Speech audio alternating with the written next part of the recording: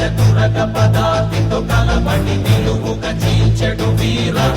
నీ భుజముల బలము కొహిమగిరి శిఖరమె తలవన్సద యువధీర